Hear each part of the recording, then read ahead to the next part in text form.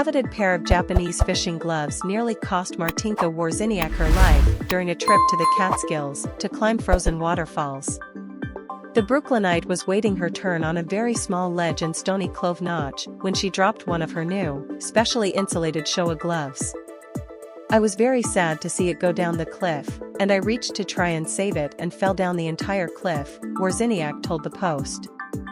It was pretty dramatic because I did a bunch of 360 flips in the air, upside down, hitting various body parts, trying to arrest myself, but everything was covered in ice. Wawrzyniak, who is in her 40s, landed in a tree that she clung to for about a half hour until her hiking companions rescued her. She was dismayed to later learn that she had broken her talus bone in her ankle, her fibula in her lower leg and her calcaneus, also known as the heel bone. What followed was a 2-hour surgery at NYU Langone Health to rebuild her left leg, weeks of learning how to walk again and months of physical therapy to get her stronger than ever before. Wawrzyniak had only been ice climbing for about a month before her February 2022 accident, though she had been rock climbing for about 5 years. She's also a book editor, a mixed media artist and, now, a tree hugger for life. Wawrzyniak estimated she fell some 200 feet into the tree that separated her from Route 214 by 50 to 70 feet. It was a lot of blood everywhere, but it was just from my hands hitting the tree, because I had no gloves on and I smashed into the tree, Wawrzyniak said. I was very dizzy, and I knew that if I didn't hold on to the tree, I might actually pass out. After she was helped down, Wawrzyniak tried to power through the day. She used hiking poles as crutches, thinking she had simply sprained her ankle.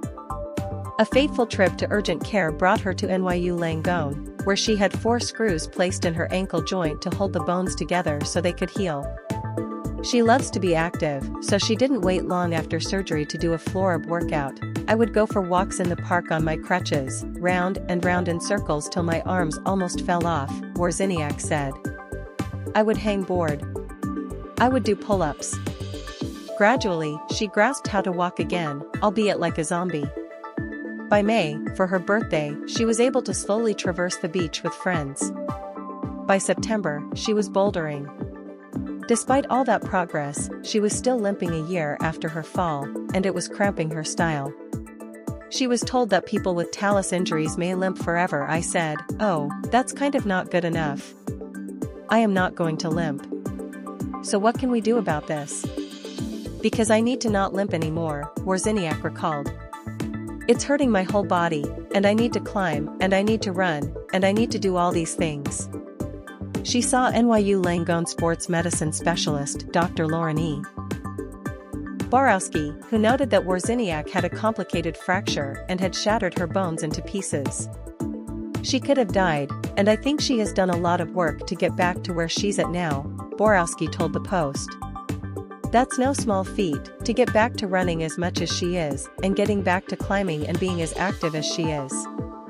Wawrzyniak credits her progress to Sarah Plumer-Holzman, a senior physical therapist at NYU Langone's Harkness Center for Dance Injuries and a fellow climber. Plumer-Holzman focused on Wawrzyniak's left ankle, hip, foot and gait to get her moving properly again. She needed to learn how to get her foot to fully relax on the ground, Plumer-Holzman explained.